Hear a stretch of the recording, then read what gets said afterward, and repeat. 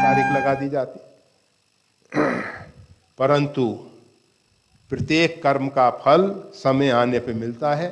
आप सबको पहले बताया ही गया है। माता कैकेयी जब छोटी बालिका थी, छोटी बालिका, बहुत छोटी बालिका थी, तो एक ब्राह्मण देवता आए, कुरूप थे वो, तो स्वरूप उनका बहुत सुंदर नहीं था। फिर तपस्या इत्यादि से शरीर कृशकाय हो रहा था। तो महाराज अश्वपति ने, इनके पिताश्री, माता कैकेयी के पिताश्री अश्वपति, उन्होंने उनका सम्मान किया और अपने भवन में ही ठहरने को स्थान दिया। तो माता कैकेयी ने देखा ब्राह्मण का मुंह देखने लायक नहीं है, होता है किसी किसी का मुंह देखने लायक नहीं होता है। तो उन्होंने हाथ में कारिख लगाई और ध्यान कर रहे थे वो, उनके मुख पे जाके लगा दी। अब उनको मालूम भी नहीं पड़ा, वो ध्यान में इतने डूबे थे, तल्लीन थे, उनको नहीं मालूम पड़ा कि ऐसा हो गया है।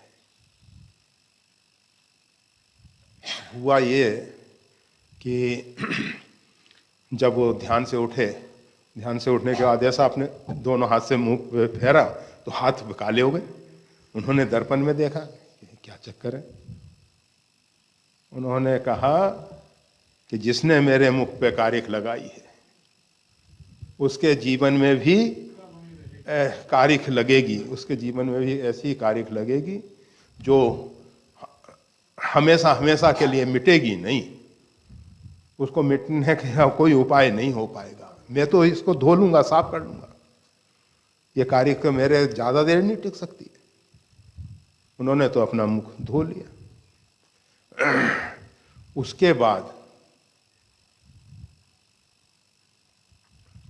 माता ने कहा, माता कैकेयी की जो माता श्री हैं, उन्होंने कहा कि बेटी अपने यहाँ जो अतिथि आए हैं ब्राह्मण देवता, उनके लिए भोग का थाल ले जाओ। तो वो उसमें अच्छा राजोपचार के हिसाब से जो भोग था वो लेके गई। उन्होंने आशीर्वाद दिया, जिस हाथ से तुमने सेवा की है ये तुम्हारे हाथ समय आने पे वज्र का काम करेंगे। वो महाराज दशरथ का जब रथ देवासुर संग्राम में उसका खीली निकल गई थी तो पहिया बाहर निकल सकता था, तो माता कैकेयी ने उसमें अपनी उंगली लगा के और उस रथ के पहिए को रोक रखा था। और युद्ध में जब महाराज दशरथ अत्यंत घायल हो गए तो मूर्छित अवस्था में वो वहाँ से लौटा के लाई थी बाहर। तो महाराज दशरथ ने फिर कहा था 2 वरदान देने के लिए। तो ये मतलब हम कह रहे हैं कि कोई कार्य किसी के मुख पे लगाए तो प्रकृति जो है उसको माफ नहीं करती है। प्रकृति जो है जैसा भी हम कर्म कर रहे हैं, भले हम कितनी ऊंची कक्षा के क्यों ना हों, अवश्य में भोक्तव्य, कर्म का फल तो भोगना ही पड़ेगा, भोगना ही पड़ेगा, चाहे वो शुभ है चाहे अशुभ है।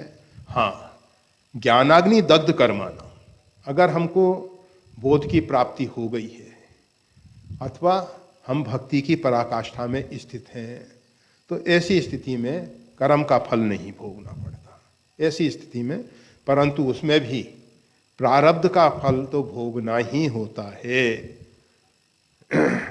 संचित और क्रियमान 2 प्रकार के कर्म जो हैं ज्ञानाग्नि के द्वारा, भक्ति के द्वारा समाप्त हो जाते हैं, उनका फल नहीं मिलता है।